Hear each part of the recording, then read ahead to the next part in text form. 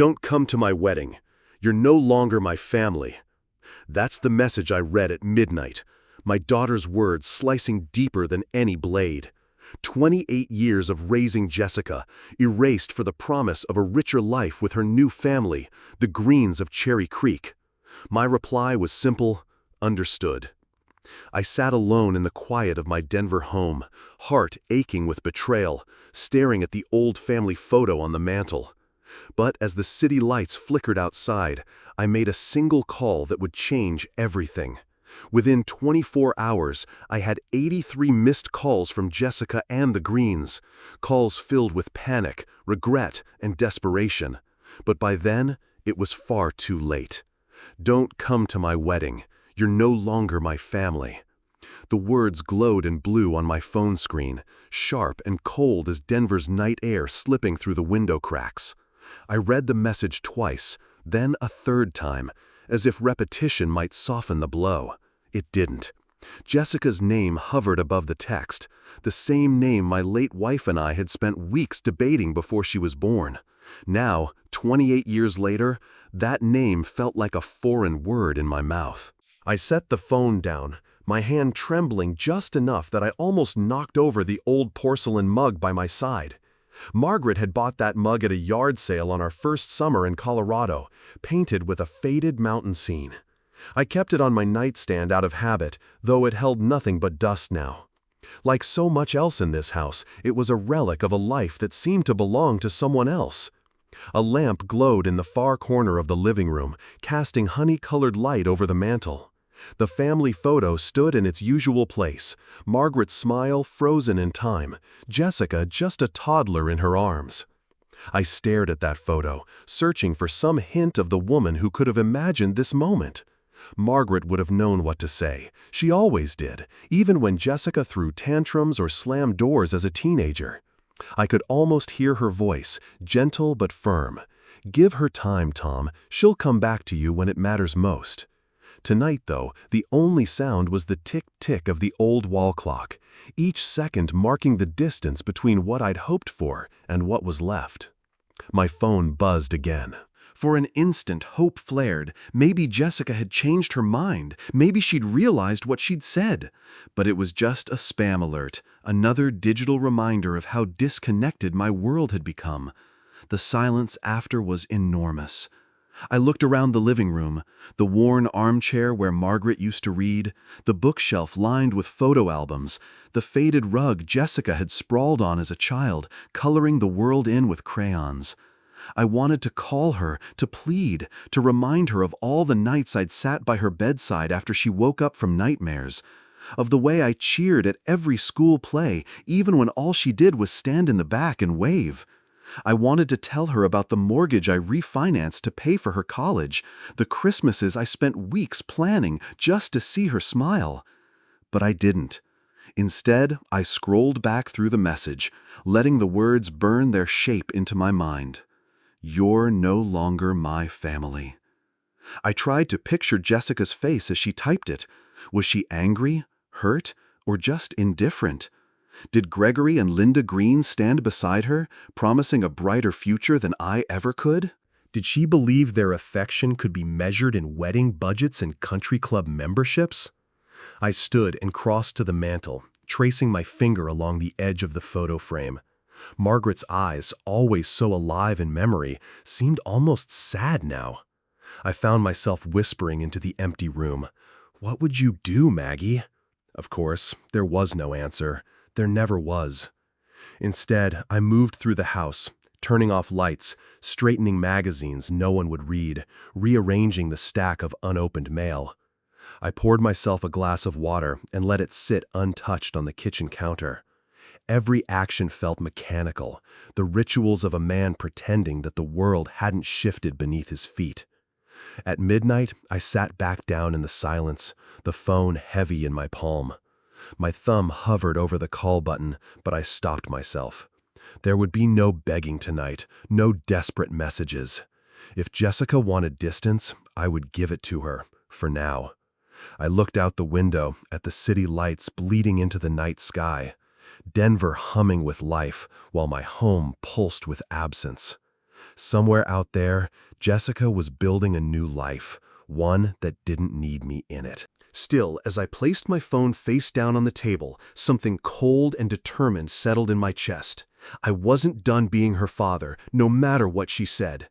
And if this was truly the end, I would face it on my own terms, not as a man begging for scraps of affection, but as the father who loved her too deeply to let her go without a fight. Morning sunlight crept through the blinds, painting pale stripes across the old wooden floor. I hadn't slept. Every time I closed my eyes, Margaret's voice drifted back, soft, unwavering, the way she used to reassure me when Jessica was a child. She's stubborn, Tom, just like you, but her heart's in the right place. I wondered if she would say the same now. The house felt emptier than usual.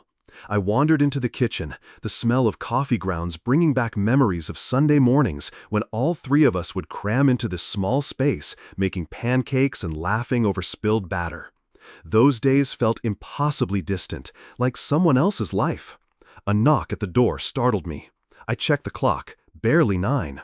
When I opened it, Jessica stood on the porch, her posture tense, her eyes hidden behind oversized sunglasses. She wore a crisp blazer, her hair perfectly styled, and in her hand she clutched a designer purse, one I didn't recognize. "Hi, Dad." Her voice was clipped, businesslike, not the warm greeting I remembered. "Jessica, come in." I stepped aside, fighting the urge to hug her. She slipped past me, her heels clicking across the floor, heading straight for the living room. She glanced around, as if reassessing the house she'd grown up in, a house that suddenly felt shabby next to her polished presence. She didn't sit. Instead, she pulled out her phone, tapping the screen with a manicured nail. "I don't have much time. I have a meeting at noon." "Of course." I folded my hands, trying to steady my nerves. She took a breath. "I need $35,000 for the wedding." The words landed like a stone in my gut. I blinked, trying to process the number. 35,000? She nodded, impatient. "That's my share. The Greens already paid for the venue, the flowers, the photographer, everything.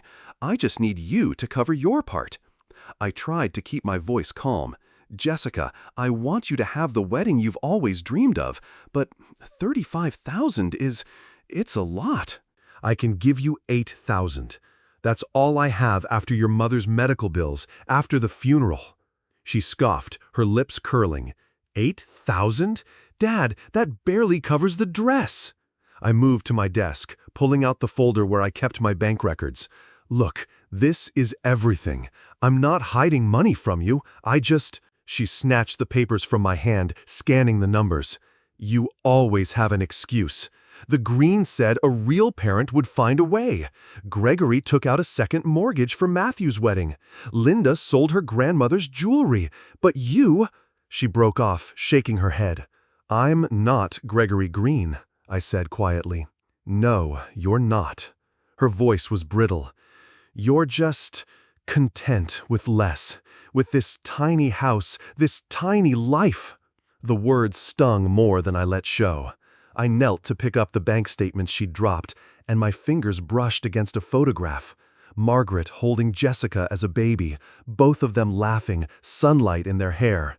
I set it back on the mantel, my hands unsteady. "Jessica," I said, "your mother taught us both what matters. She believed in kindness, in loyalty." She rolled her eyes. "Mom would want me to be happy. She'd want me to have the wedding I deserve." I studied her face, searching for the child I used to know, but all I saw was a stranger, armored in ambition and resentment. She slung her purse over her shoulder. "You have 1 week to figure it out. Find the money, Dad. I'm not backing down." The door slammed behind her, leaving the house in silence once more. I stood in the middle of the living room, surrounded by scattered papers and ghosts of laughter, wondering when love had become something you could measure in dollars. It was late afternoon when Jessica returned, unannounced, stepping into the living room with the air of someone who owned the place. She didn't even take off her sunglasses this time. The sun was still high, casting long rectangles of gold across the floor, but her presence made the room feel colder. She didn't bother with small talk. Dad, I don't understand why you're making this so difficult. The Greens already covered so much. I just need you to do your part. That's what a real father would do. I set aside the newspaper I'd been pretending to read. Jessica, I've shown you the numbers. 8,000 is all I can spare after your mother's hospital bills and everything that came after. If I had more, I'd give it to you. You know that. She scoffed, dropping her designer purse onto the couch. You always have an excuse. Gregory Green said he'd do anything for his kids. He took out a second mortgage for Matthew's wedding. Linda sold her grandmother's jewelry. But you just accept things. You settle. I looked at her, really looked, for the first time in months. The girl who used to build castles out of couch cushions, who once ran barefoot across the backyard under Margaret's watchful gaze, was gone. In her place stood a woman armored with expectation and disappointment. I'm not Gregory Green, I said quietly, my voice barely above a whisper. She turned away, pacing the length of the room, her heels clicking like an impatient metronome. No, you're not. You're not even trying. Do you know how embarrassing it is when people ask what my father's contributing? When I have to explain that you used to be somebody, but now you're just... She trailed off, but the damage was done. I waited, watching her, hoping she'd take it back. She didn't. Just what, Jessica? My voice caught, rougher than I intended. She hesitated only a moment. Just a failure. The words landed between us, sharp and final. I felt the air leave the room. For a long moment, neither of us spoke. I knelt to gather the scattered bank statements, my hands shaking. On the floor, a photo slipped from the pile. Margaret, smiling, holding a toddler Jessica in her lap. I straightened the frame, careful not to meet my daughter's eyes. You know, I said, my back to her, your mother believed in kindness, in loyalty.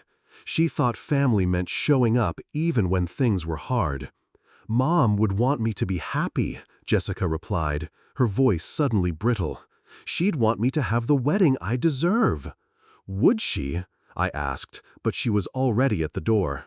She turned, one hand on the knob. You have until Friday, Dad. Figure it out. The door closed with a finality that echoed through the house. I remained crouched on the rug, bank statements in one hand, the family photo in the other. For the first time, I let the anger simmer beneath the grief. Maybe Margaret was right. Maybe sometimes the best response was no response at all. I gathered the papers, stacking them neatly on the desk. $8,000. Once it would have felt like a fortune. Now it was proof of everything I couldn't give. Outside, the world moved on. Cars passing, neighbors walking dogs, the sun beginning its slow descent behind the Rockies.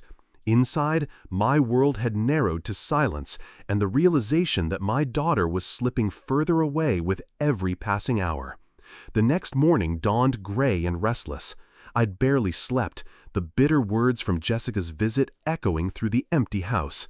I tried to distract myself, tidying the kitchen, organizing Margaret's old recipe cards, watering the stubborn geranium on the windowsill, but nothing quieted the ache in my chest. Just after 10, my phone buzzed with a notification. I ignored it at first, assuming it was another robocall or bank alert, but then I saw Jessica's name. With a mixture of hope and dread, I unlocked the screen. She'd tagged me in a Facebook post, a rarity since Margaret's funeral. My thumb hesitated. I braced myself, then tapped the notification. There she was, radiant in white silk, standing between Gregory and Linda Green in the gleaming lobby of Green's Prime. The caption read, "Finally found my real family. Thank you, Gregory and Linda, for making my dreams come true." My breath caught. 3 photos followed, Jessica in a bridal boutique, Linda adjusting her veil, Gregory beaming in the background, platinum credit card in hand. Beneath, a stream of comments. "You're so lucky! The Greens are angels! What wonderful parents!" Not one mention of me. I stared at the screen, numb. 28 years of scraped knees, bedtime stories, college tuition, and Christmas mornings erased with a single swipe. Real family. What did that make me? A placeholder? A lesson in what not to become? My hands shook as I scrolled through the comments, each one another tiny cut. I thought about the nights I'd sat up with Jessica during thunderstorms, the way Margaret would sing her to sleep, the promises we'd made to always put her first. Now she was someone else's daughter, someone else's pride. I set the phone down, but couldn't let it go. Old habits from my banking days kicked in. I took screenshots of the post, the photos, the comment thread, evidence, though I wasn't sure of what. I created a new folder on my laptop, Jessica, Evidence. It felt clinical but necessary. The more I studied the photos, the more uneasy I felt. The salon looked like something out of a magazine, all marble and crystal. The dress alone had to cost more than my entire retirement check. Gregory's smile was the kind I'd seen on men who'd learned how to hide things, a practiced, polished confidence. Linda's embrace looked warm, but there was something calculated in her eyes. I remembered stories I'd heard during my years at the bank, families who seemed perfect on the outside, fortunes built on secrets and careful lies. Was I just being paranoid, or was there something more beneath the surface of all this generosity? My phone buzzed again, a message from Jessica. "Dad, did you see my post? The Greens wanted everyone to know how grateful I am for real support. Still waiting for your answer about the money." I typed, deleted, then typed again. In the end, I sent only 2 words. "I understand." She read it instantly. No reply. I closed the laptop and stared out the window, the city sprawling beneath a pale sky. Margaret's photo watched me from the mantel, her eyes steady. For the first time since losing her, I felt something other than sadness, something cold and sharp, like the edge of a blade. I'd spent my whole life believing the best in people, but maybe now it was time to look closer, much closer. That evening, as dusk settled over Denver, I found myself pacing the living room, phone in hand, the weight of Jessica's betrayal still pressing on my chest. The city lights blinked on one by one, painting shifting patterns across the window glass. I watched them, remembering how Margaret used to say the world always looked softer at twilight, gentler somehow, even when life was anything but. I scrolled through my contacts until I found the name I hadn't dialed in years, Ed Bailey. Ed and I had started at the bank together, back when we were both young enough to believe hard work would fix everything. Where I'd chosen slow security, Ed had chosen risk, private investigations, chasing the stories behind the numbers. The phone rang twice before he answered, his voice rough but familiar. "Well, if it isn't Thomas Walker, to what do I owe the pleasure?" I forced a smile, though he couldn't see it. "Evening, Ed. Hope I'm not calling too late." He chuckled. "You know I never sleep. What's going on?" I hesitated, unsure how much to say. In the end, honesty seemed simplest. "I need your help. Family matter. Sensitive." His tone shifted, all business. "Tell me what you need." I explained everything. The wedding, the Greens' sudden generosity, the Facebook post, Jessica's demand for money I didn't have.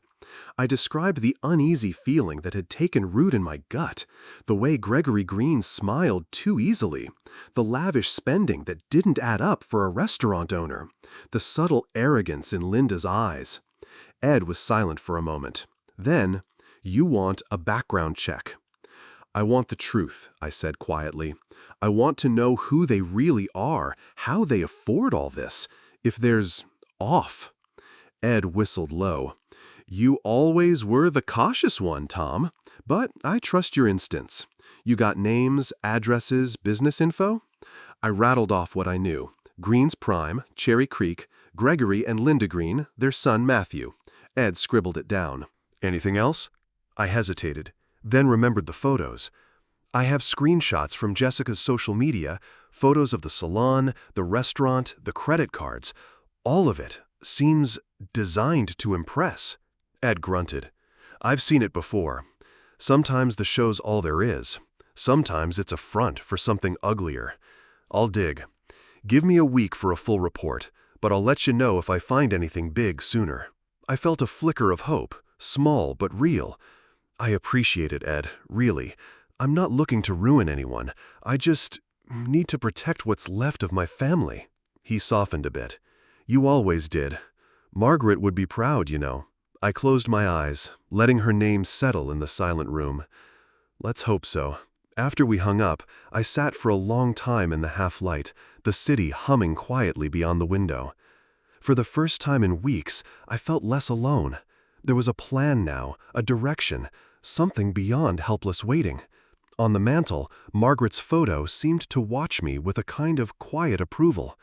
Whatever truths Ed uncovered, I owed it to Jessica, to Margaret's memory, and maybe even to myself, to see this through to the end.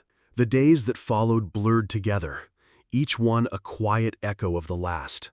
I moved through the house like a ghost, the rooms too big, the silence too thick. I kept myself busy, sweeping the porch, reorganizing Margaret's old books, fixing a leaky faucet in the upstairs bathroom.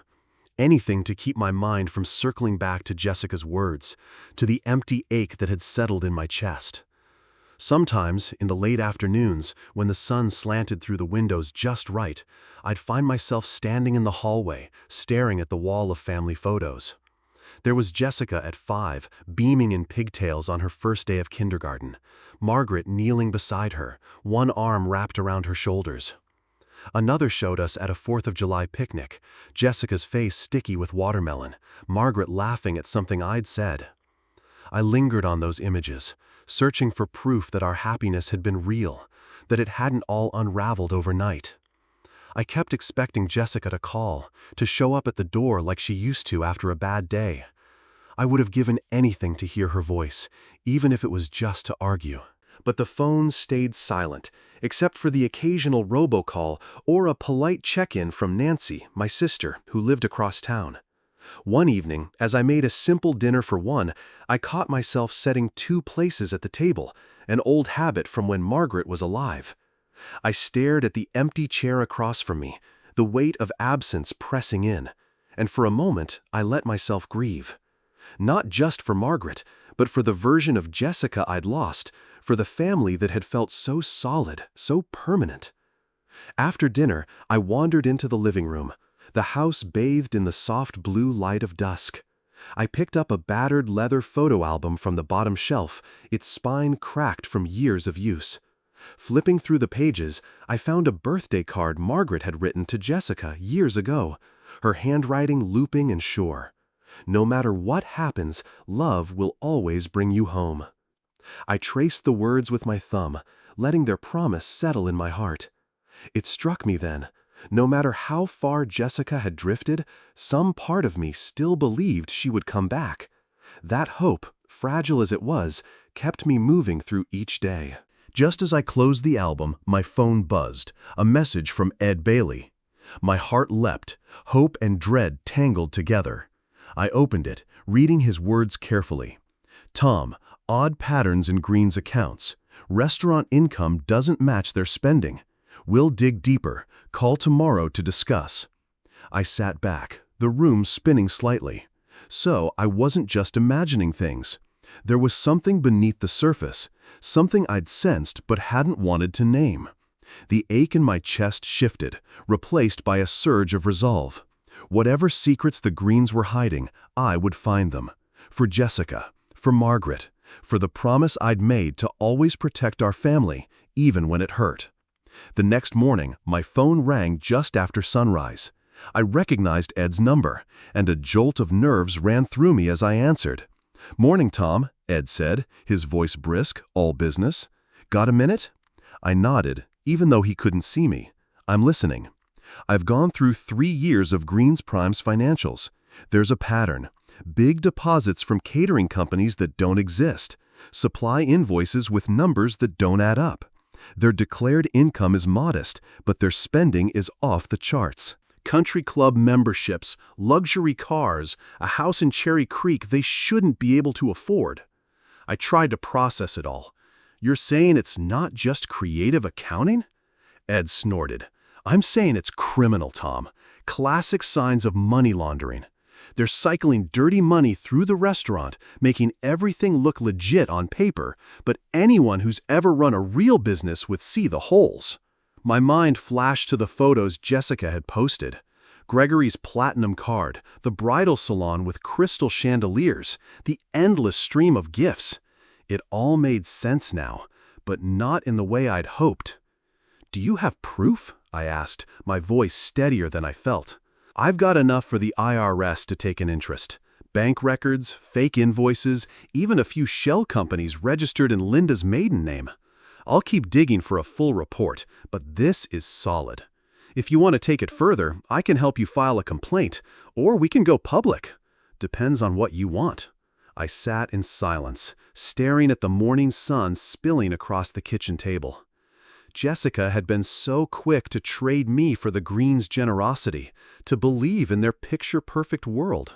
She'd chosen them because they could give her what I couldn't, but what they'd given her was stolen, hollow. Anger flared, sharper than before. I thought of Margaret, of the promise I'd made to always protect our daughter, even from herself if I had to. If Jessica was going to start her new life with the Greens, she deserved to know the truth about the family she was marrying into. "Send me everything," I said quietly. "All of it. I want records, photos, anything that can't be explained away." Ed agreed without hesitation. "I'll have a thumb drive ready by tomorrow. Be careful, Tom.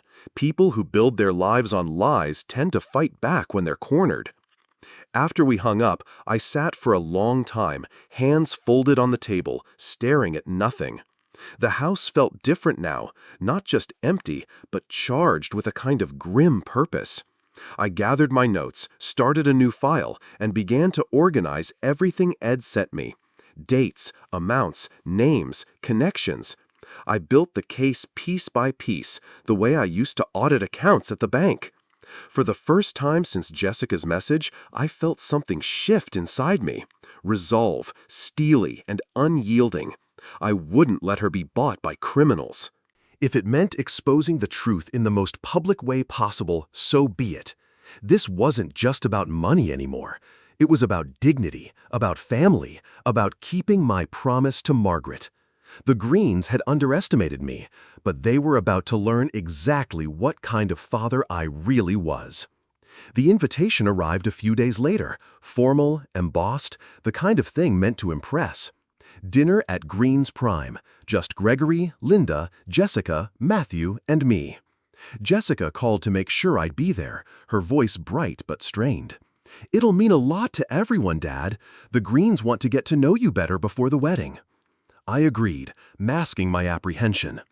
If this was a test, I intended to pass it on my own terms. That Saturday evening, I pressed my best suit and drove across Denver, the city glowing gold in the last light. Greens Prime sat on a lively corner in Cherry Creek, all glass and stone, valet attendants in crisp uniforms. Inside, the restaurant shimmered with polished wood, crystal glasses, and soft jazz drifting from hidden speakers. Jessica met me at the entrance, her smile tentative. "You look nice, Dad." "Thanks, Jess." I squeezed her hand, grateful for even that fleeting touch of the daughter I remembered. Gregory and Linda greeted me at their private table with the practiced warmth of people used to being admired. Gregory, in his designer suit, raised a glass of expensive wine. "Thomas, we're so glad you could join us. Family is everything, isn't it?" I nodded, careful not to show my hand. That's what Margaret always said. Linda leaned across the table, her diamonds catching the light. "Jessica tells us you're a man of principle. We respect that. Of course, sometimes you need to let go a little, yes? Let the young people have what they deserve." I smiled politely, but my eyes scanned the room. At a nearby table, an envelope passed quietly between a server and a sharply dressed woman. No receipt, no fuss.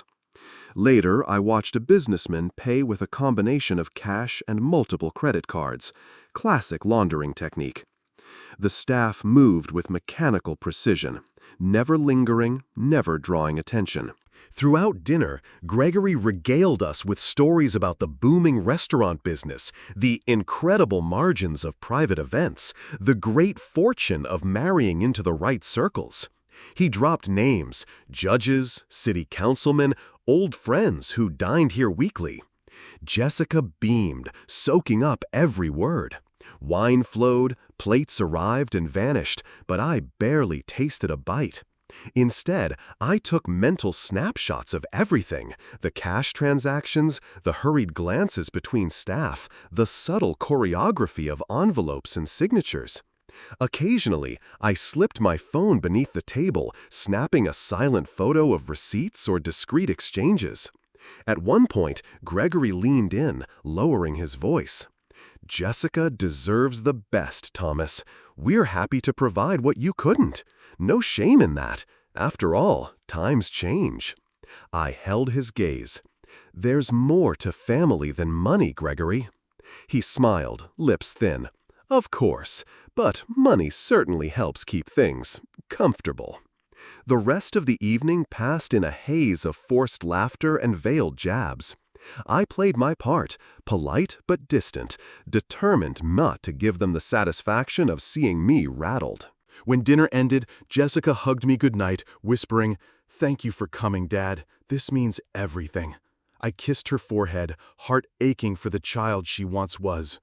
Back home, I meticulously sorted the new photos, notes, and observations into my growing file.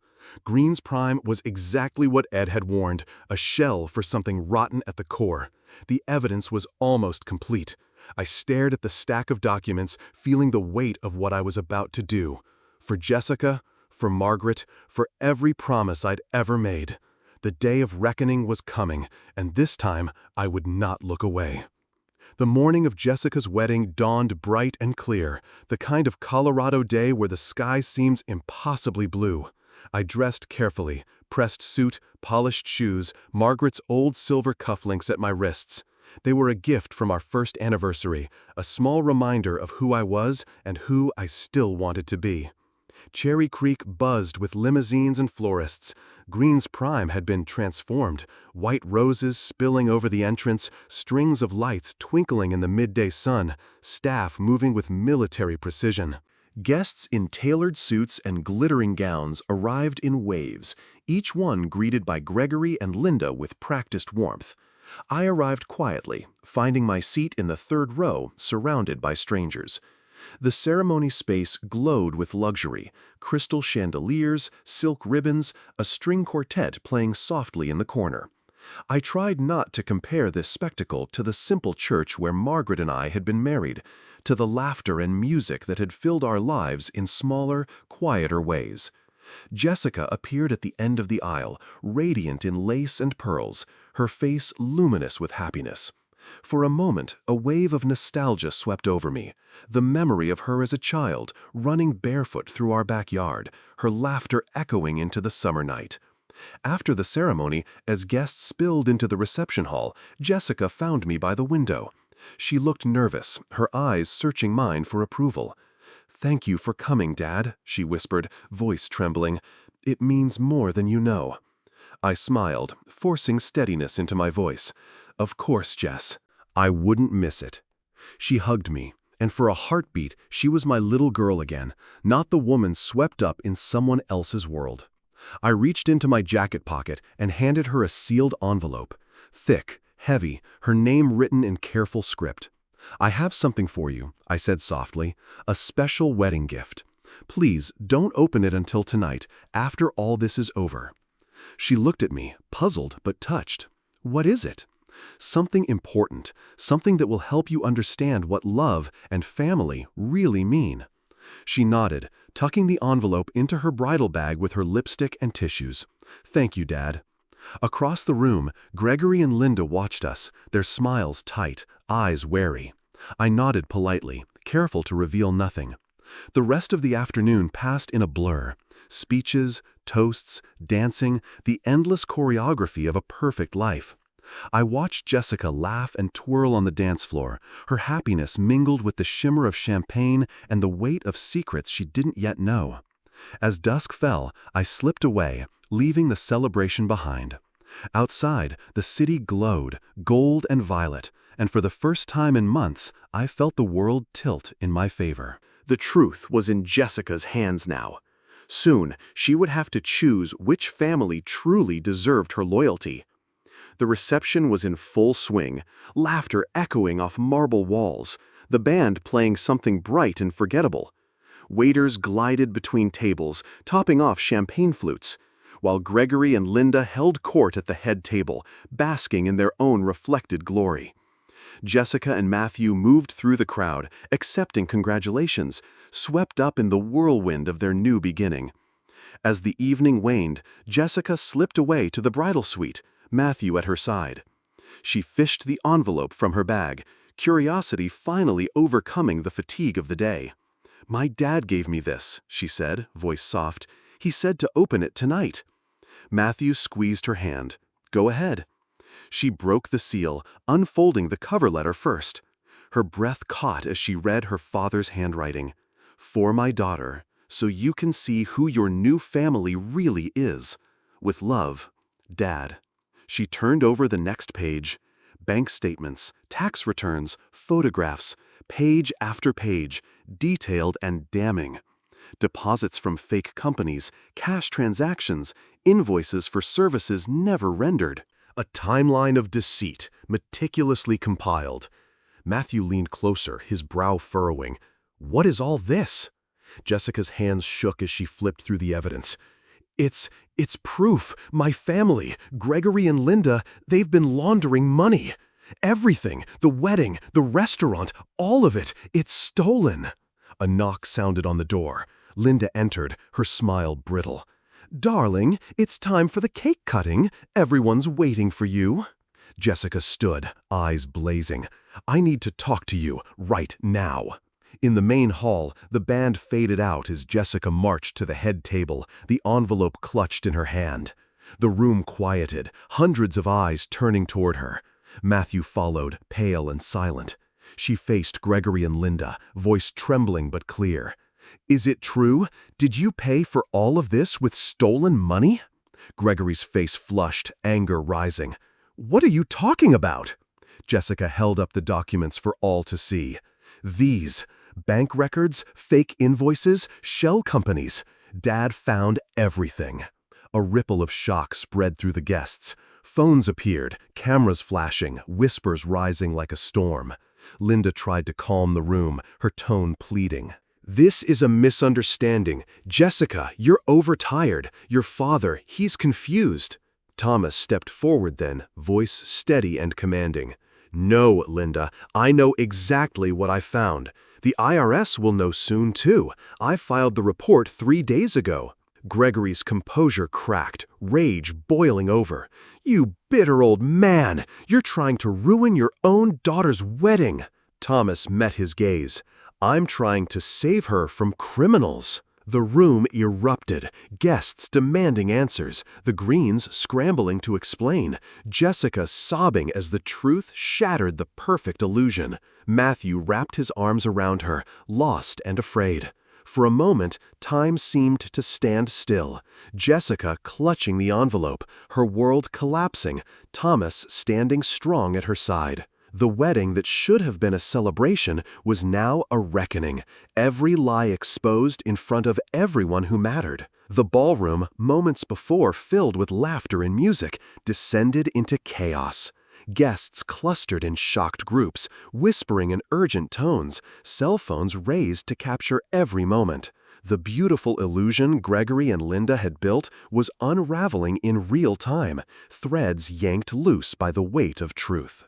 Gregory lunged for the documents in Jessica's hands, his voice booming across the marble floor. "This is a lie, all of it, fabricated by a jealous old man who can't let go of his daughter."